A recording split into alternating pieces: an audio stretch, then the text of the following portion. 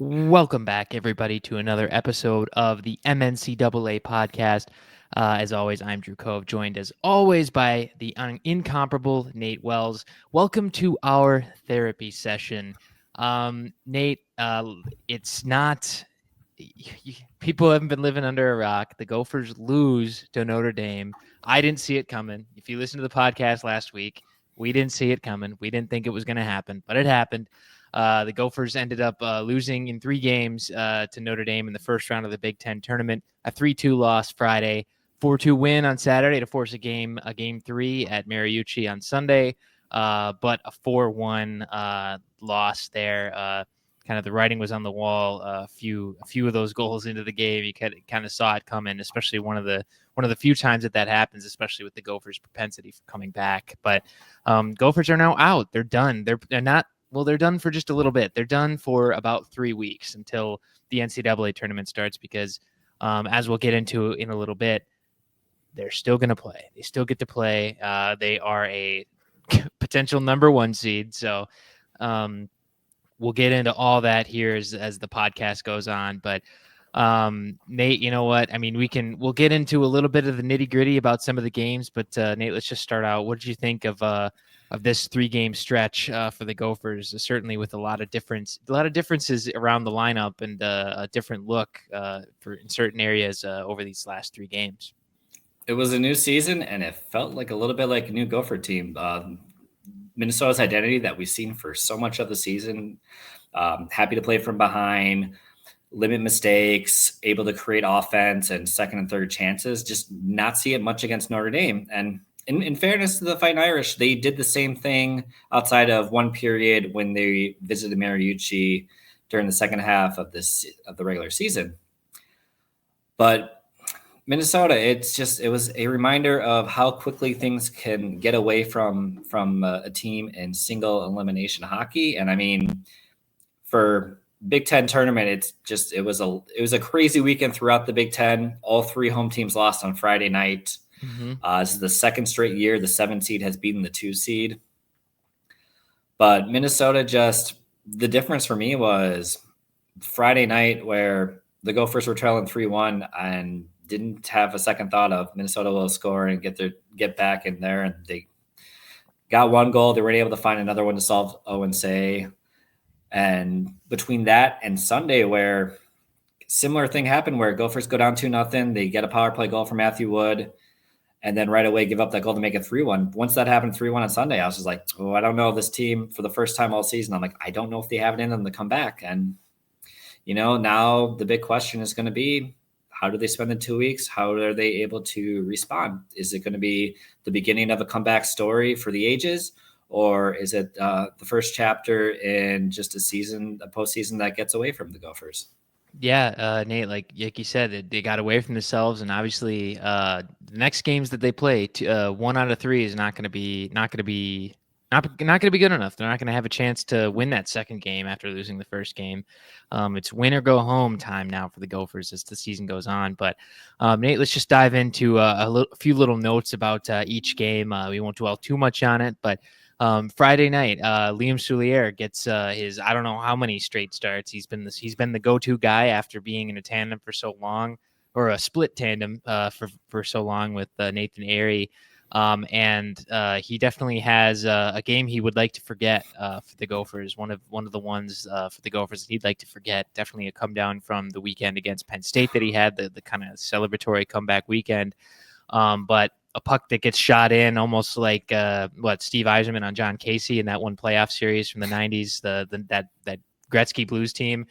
It gets into his glove, but it doesn't get enough of it in his glove, and it pops in the net for a pretty long goal for the first goal for Notre Dame.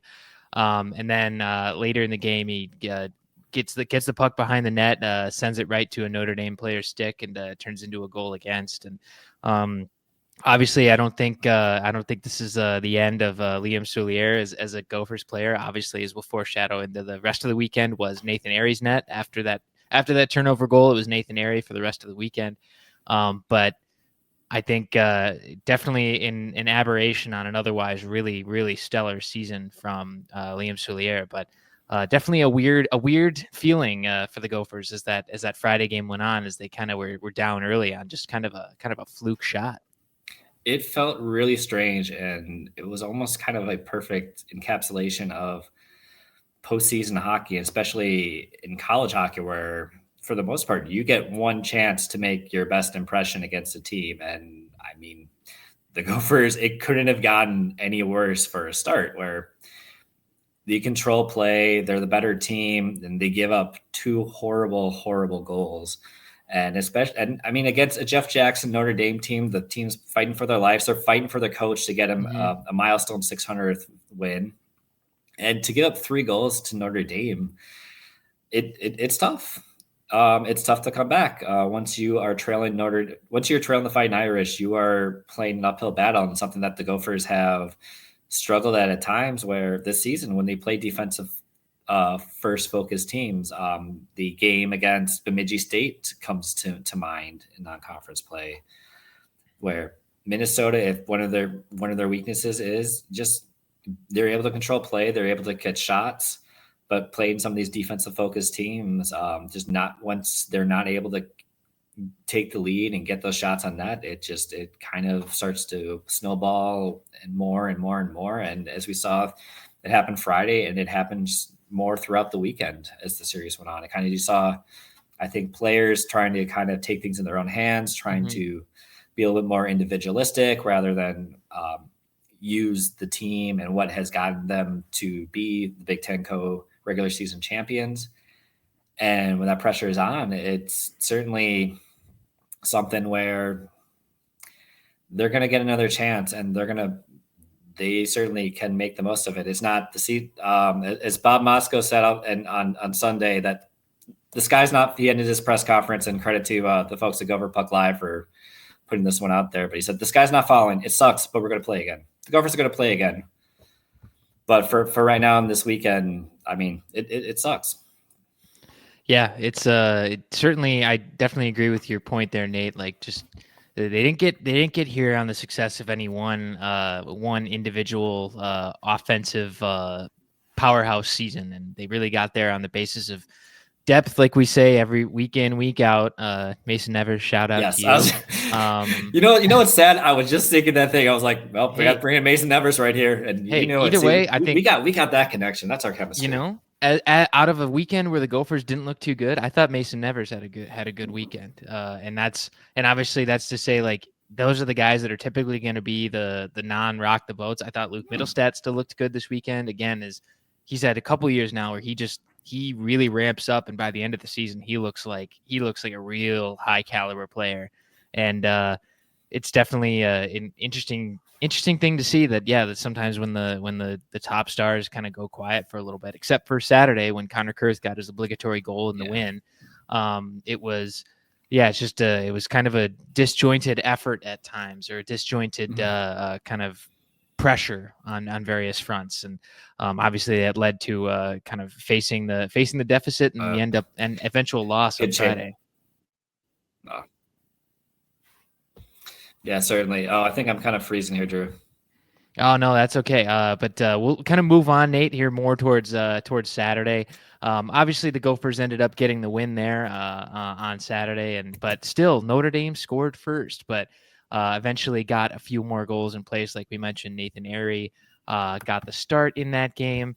Connor Kurth scored, extending his streak to, I think it's 15-0-1 perhaps, with a Connor Kurth goal coming in this one. But I thought he had a really good game, and I think that line of Kurth, Wood, and Jimmy Clark, both a bunch of guys that I think have looked really good as of late, certainly to end the season. It was certainly a nice thing to see, especially with Kurth's pass, not so much the goal, but a pass to the third goal by Matthew Wood was absolutely incredible. And it was very, very interesting to see some of that chemistry kind of reignite, especially after it went quiet after the start of the season, Nate. But what'd you like from kind of the rebound Saturday? Do you see anything that you think that they'll look for in the film come next few weeks. Obviously, they have plenty of time to review it. But anything you think they'll see in the film from what they liked on Saturday to kind of harness and do again when the next time their gameplay starts up? Yeah, that was the one where the connecting shifts, you're getting scoring from the players that you need to get scored. I thought Matthew Wood had a great weekend, and especially coming off of a series where he played his old goalie, so he played well as well in Penn State. But it's a big difference between playing someone that you know very well and playing Notre Dame.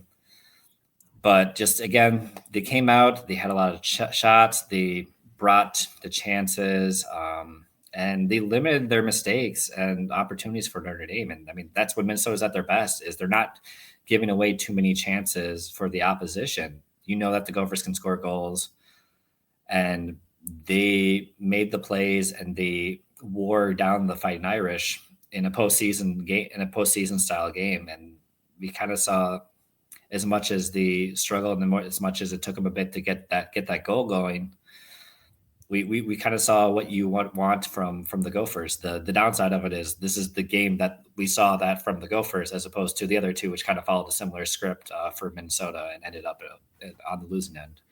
Yeah, Nate, let's move quickly off of Saturday. I know certainly the one win amongst two losses means absolutely zero right now.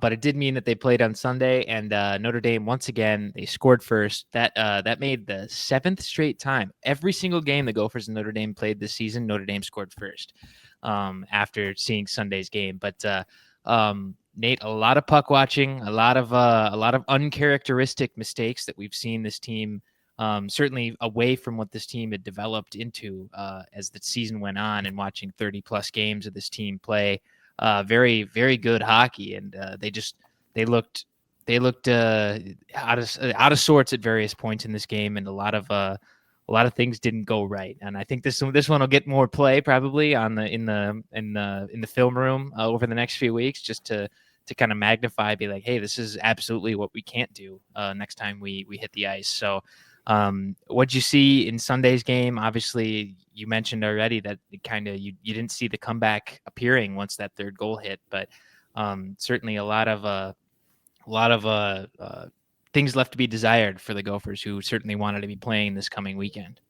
Yeah, for me, it was just, what really stood out was it didn't feel like Minnesota was playing with their identity for most of the season in this game, where I expected Minnesota to kind of be able to mount a comeback, and it's 2-0 down. They're giving up the goals. They made two very costly mistakes, which also was not in Minnesota's MO. They didn't play bad by any stretch of the imagination. They certainly were the better team. They controlled the first period without scoring, but once they got the goal to go down 2-1, very quickly they just were back on their heels. Notre Dame quickly scored, and just, you look around, you're like, this doesn't look like a team that feels like they can make that comeback once more. And I mean, that's the difference, where you're entering a single elimination tournament. You're playing different teams every time. They're very likely, with who's going to be around their bracket, they're going to play at least one, if not two, defensive first teams with solid goaltending. And even if that's not the case, they're certainly going to face some in the Frozen Four if they get that far. Mm-hmm. So it's something that they're going to have to find a way to overcome, and just continue to limit those mistakes, just limit the big chances to make it too easy for your opposing team to score. That cannot happen this time of year. And yes, there's going to be some high-end goaltending that they're facing in college hockey, but just basically find a way to keep controlling it and just play to your identity.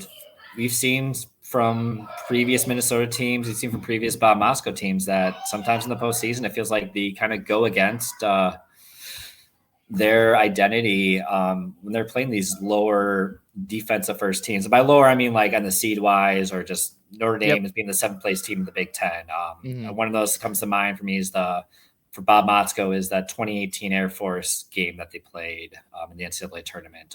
There's Minnesota when they played Mankato in the 2020s, the 2016 Ferris State game for St. Cloud State. Like, so there's just these times where you see a team all season, all of a sudden in March, it's for a single game. It's you look around and you're like, they're too afraid to make mistakes. When things go awry, just they aren't able to battle back, and it's nothing that you've seen from their identity all season. And that to me is for a Gopher team that has found success basically against everyone except for Notre Dame at home. Mm-hmm. The question kind of goes to it is how concerned should we be? And is this the Gopher team that's going to show up in the NCAA, or is it, this is the lesson that they needed to kind of get that kick in the butt and go on a run? Yeah, Nate, as you put it, that's the big question. It's certainly, there's certainly a few big questions on just, there's a few, I guess, lesser big questions too on like, all right, is the goaltending this past weekend kind of something that's just gonna get hopped over and just can return back to normal, which I probably think it is. Every goalie can't be perfect every single game, but I do think, yeah, that's the big question. Is this team gonna find its way to jumping on top of its identity right at the start and pressing forward really quickly? And like we said, we saw a lot of shots and a lot of pressure early. I mean, the Gophers dominated the shot totals every single game. It was 32-24 Friday for the Gophers, 35-23 Saturday, and an astonishing 39-21 advantage on Sunday. I mean, a lot of times that's going to happen, but against a team that plays like Notre Dame, and obviously they've strayed a bit from their defense first, like we're not going to give up more than one goal every single game all season and make the NCAA tournament type team. But they're still an incredible defensive force that the Gophers are going to probably run into someone who does that even better than Notre Dame somewhere down the line here. So they're going to have to make sure that they can use a lot of that chemistry that they've built up with a lot of lines that have been clicking all season to really make hay and to do it early and to not fall behind. And obviously they can come back if they need to, but they got to get ahead of things early because it's just such a massive advantage for the Gophers to be able to play either just even or ahead with the style that they play. And it's certainly something that they're going to need to be looking out for. And obviously, like you said, they got the time to take a look. They got the time to really dive into, all right, here's the mistakes we made. And now's the time. We have the ability to prevent this.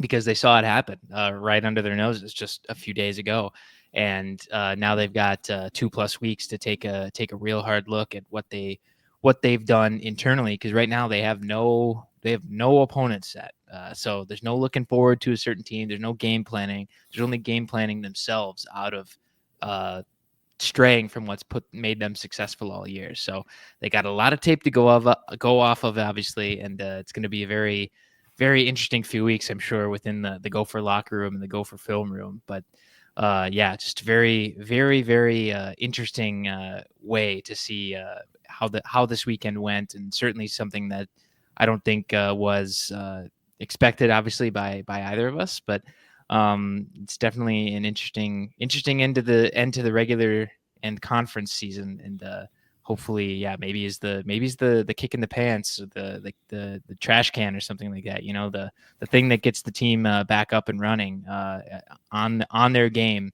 to start the NCAA tournament.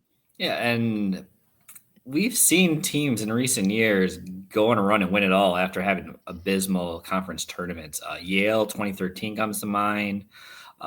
Duluth in 2018, where they lost both games at the X, comes to mind. So it's certainly possible. And just Minnesota right now is going to face their biggest opponent of the season themselves and have to kind of do a little bit of searching and be like, to understand what is success? What are we doing when we have the success, that when we are the team who is able to sweep Ohio State, sweep Wisconsin, play the hottest team in college hockey and come out the better end of them, which are three things that happened over the last month before this weekend in Penn State. So what happens when what was missing from those teams, from those games, that was not there in Notre Dame, and what can they bring to the NCAA tournament?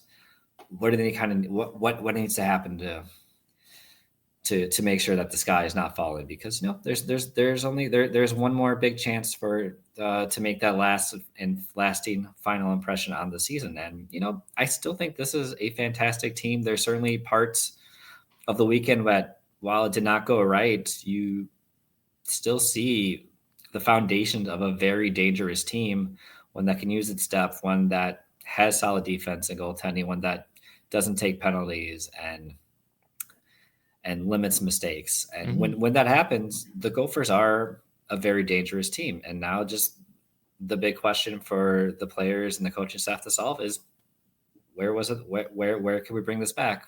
How can we put together a weekend in 3 weeks that we are very proud of and shakes off the rust and shakes off the lasting memories of the Big Ten first round series?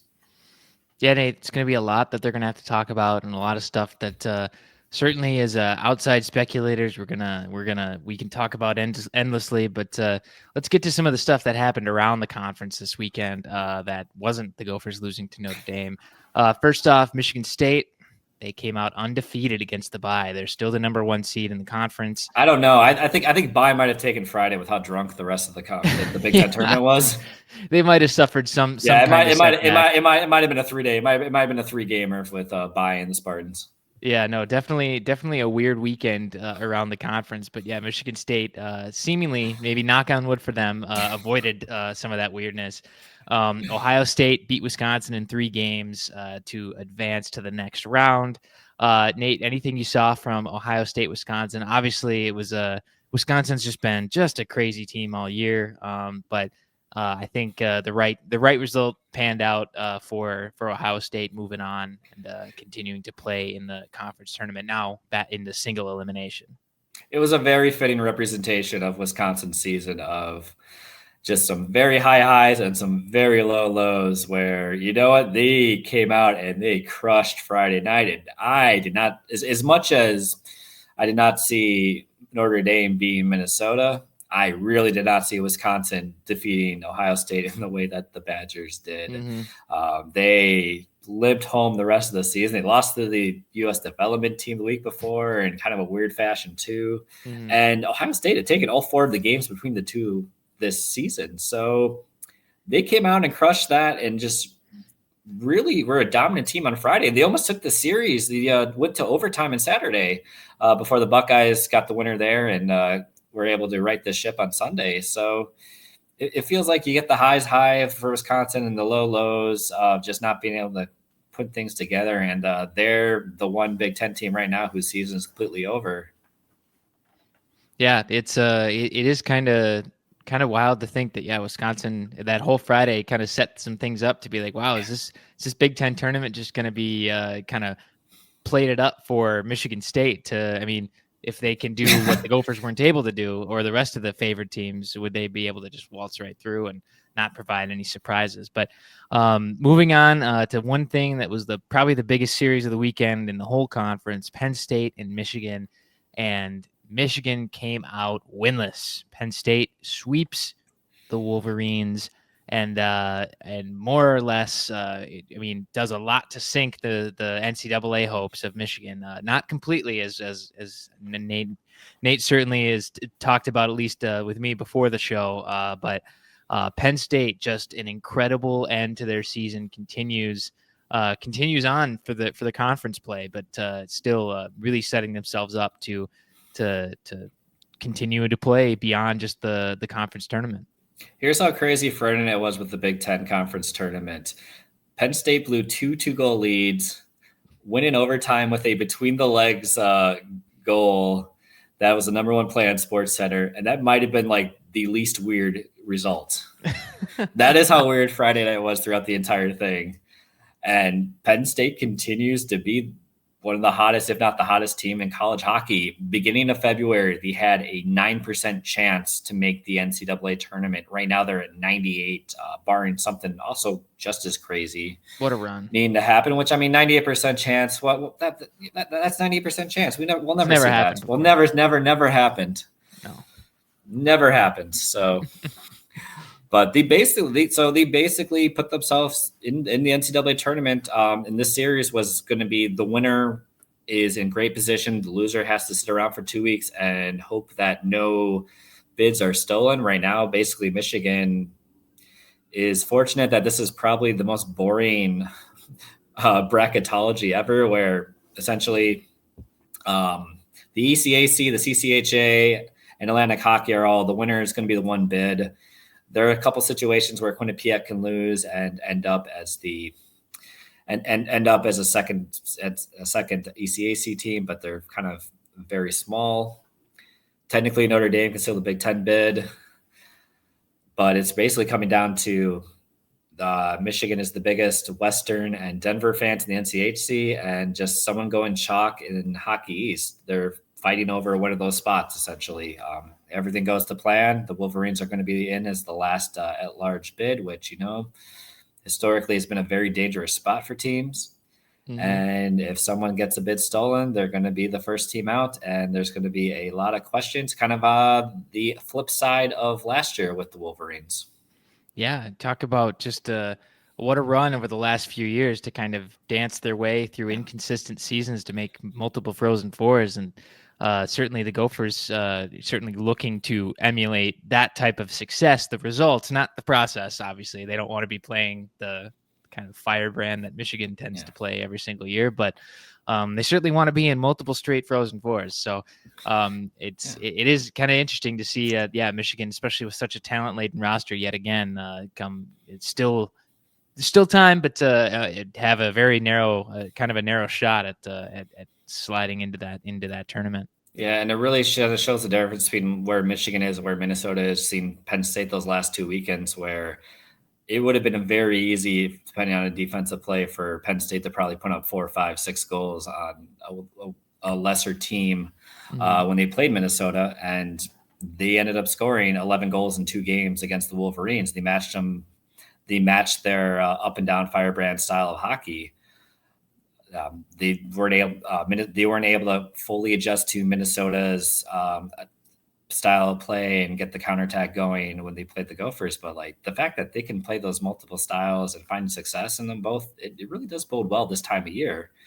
And right now they're going to play Ohio State team that they can have some good matchups in. And, they had success against Michigan State as well in recent weeks. So if you're Penn State right now, you're kind of, I want to say you're playing with house money, but like you have to be feeling really good about where things are going.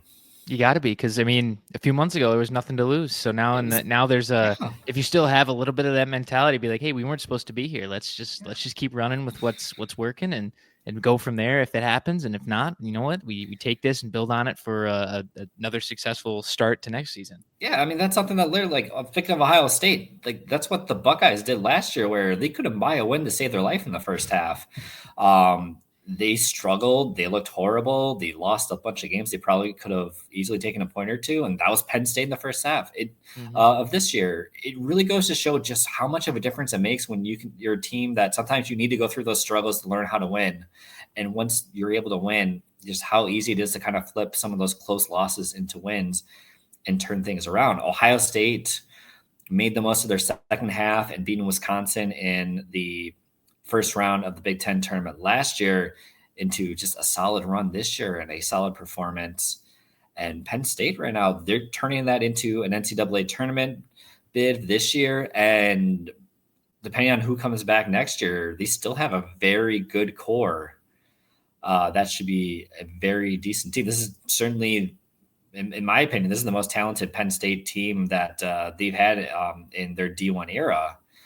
Normally it's you have one or two players who are certainly leading it there, but like they have the depth, they have good defense and goaltending. And, this is, it's not the run and gun, put up 50 shots a game and hopefully you'll get a rebound or one or two plays Penn State teams of past years. This is a team that certainly they've made adjustments from what wasn't working in past NCAA tournaments when running up against top teams, and they're able to compete and play different styles. And that makes for a very good growth for the Nittany Lion program. Yeah, and it looks like for this coming weekend here in single elimination now in the Big Ten tournament, Penn State gets another football school matchup. Penn State and Ohio State moving on. playing each other in this upcoming weekend. Michigan State draws Notre Dame after the Gophers bowing out to Notre Dame. And then, it's a single elimination. Then whoever wins the game up for the Big Ten title game, and something the Gophers are used to hosting in various years recently. So it should be interesting to see what comes out of that over the next few weeks. But Nate, let's more into what's next for Minnesota. You mentioned the pairwise a little earlier. Minnesota is still 4th in the pairwise right now, but that is the brink of a number 1 seed. Geez, what do you think can happen here? Obviously, the Gophers are scoreboard watching Maine and Western and everything, and it's what does it look like right now? Obviously, still a lot of results to go their way, and I know we simulated a few things like Western winning a few games against St. Cloud and seeing how far that puts them up on the pairwise just on their own, but still not enough to leapfrog Minnesota for the fourth number 4 overall in the pairwise. But it is going to be interesting to see. There's a lot for Gopher fans to watch to see if they could be a number 1 or a number 2 seed, but certainly out of their control at this point with a lot of the teams still left to play some games. That's what really hurts for Minnesota, is that they had the opportunity to hold their destiny and lock down a number 1 seed, and they did not take advantage of that. And the 2 losses to Notre Dame, who are the lowest team that they played in a while, are certainly going to hurt, because bad losses hurt more than good wins help. Bad losses at home. Bad losses at home certainly hurt. And for the Gophers, without going into the 10,000 different remaining combinations or so that are probably left, the short story is they're probably going to finish somewhere between 3 and 5. And it's really going to come down to Hockey's and NCHC. Basically, if Western wins the NCHC tournament, they'll leapfrog the Gophers. They can probably leapfrog the Gophers if they lose to Denver and made in the championship. But that's not a guarantee. That probably depends on other things. The Gophers will probably also be leapfrogged by Maine or one of the Hockey East schools that are kind of in that bubble. If they around 6, 7, 8, if they win the Hockey East championship, so I'm talking like Maine, UConn, Providence, BU, one of those schools, especially if they beat BC, who is the number 1 overall. And if both of those things happen, the Gophers will probably fall to 5th. If one of those happens, they'll be 4th. If neither of those 2 happens, they'll be 3rd. So that's pretty much the most simple version of what will happen with Minnesota. The good news is, no matter what happens of all those 3, and I'm just going to put on my professor bracketology hat here, no matter what happens, is they're very likely going to be up in Fargo, barring North Dakota winning the NCHC. And at this point, there's still probably possibilities where North Dakota wins the NCHC, Minnesota being the 4 or something like that. They'll still end up playing. They'll still plan to play North Dakota as a home team, because they're not really going to get much advantage of the number 1 there. So that might be the case. But basically, even if they're the 5th, that means Western passed them, so they'll be, if Western passes them, they'll still be a number 2 seed, but they'll be in the second West seed, in the second West region, which will be Fargo. If they're 4, they're still the second West team. They'll probably be in Fargo. Michigan State is going to end up in Toledo. BC is going to end up in Manchester. Maine, or whoever ends up being the second East team, is going to be in Allentown.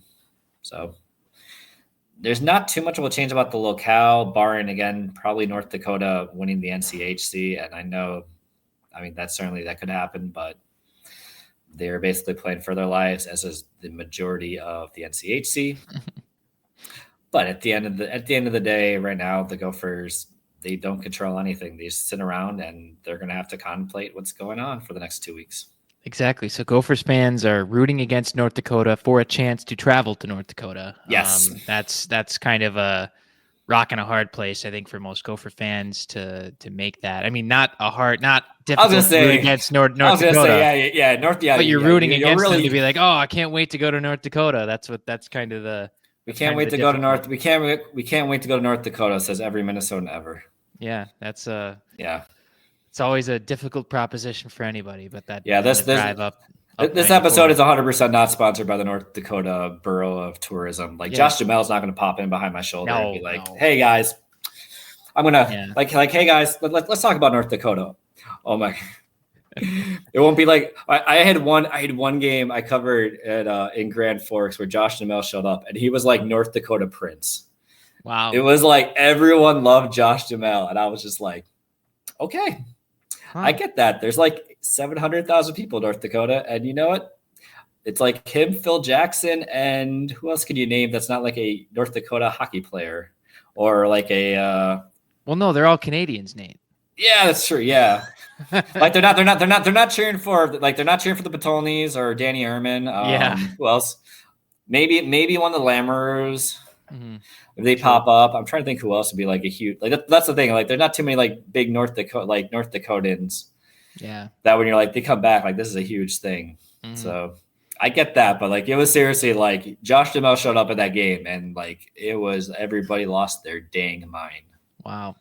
Gosh. Well, regardless of who the Gophers are going to play in the Fargo Regional, they won't play until probably sometime in mid-afternoon, Thursday, March 27th. That will be the next time that the Gophers play a game. It does seem like a very, very long time from now. But we still have some things to do, some things to go before that. They're going to learn their opponent. They're going to figure it out Selection Sunday, March 23rd. So we will be we're not going to be live in Bristol or wherever they're going to do it, but we're going to be coming to you with another pod once we figure out kind of what the opponents are going to look like, what the rest of the regional is going to look like. So definitely now that the Gophers are taking hiatus, the MNCAA Gopher Show will be off for a few weeks until we learn more about what the next opponent is going to be for the Gophers. But go cheer on the Gopher women because they play Colgate in the quarterfinals as we're recording this Saturday for a chance to get to the Frozen Four. And after a very good victory over Ohio State. One of the banes of their existence. For the last few years. That was a release the demons type of victory. Yes. And for those who don't know, the Gophers went down 2-0 against the Ohio State team. Nadine Muzzerall knows Brad Frost really well. They've had their number for years, and the Gophers score 6 unanswered goals to just really hand the Buckeyes a loss that I don't think I've seen happen to them in years. The defending national champions there, and they came out just short against the Badgers to win the WCHA final faceoff. But right now they're kind of in a familiar spot where they're the fourth overall seed. They get the host Colgate, but they're still the third team in the WCHA. But they get an opportunity to if they win against Colgate, they have another opportunity for a border battle. It's that old-fashioned Minnesota-Wisconsin Frozen Four semifinal that I swear happened every year, like the 2010s. It's just it just means more, right? To steal another overrated conference. I should add another overrated conference's tagline, but WCHA is certainly the conference in college hockey, women's college hockey, and for just sure, as is the Big Ten for the men's side of the game too. So. Definitely be watching all that stuff. Certainly, while the women have a lot to play for, but stay tuned. Nate and I will be back around Selection Sunday, March 23rd, to talk to you about NCAA tournament seeding, who the Gophers' opponent might be, and anything else interesting around the state and anything surrounding the NCAA tournament coming up. So, thanks to everybody for listening. It's been great talking to you about certainly not a great result for the Gophers, but we look forward to talking to you a little bit more, especially a few more pods down the line as the Gopher season hopefully continues beyond just the regional weekend. But for Nate, I am Drew, and until next time, we will see you at the rink.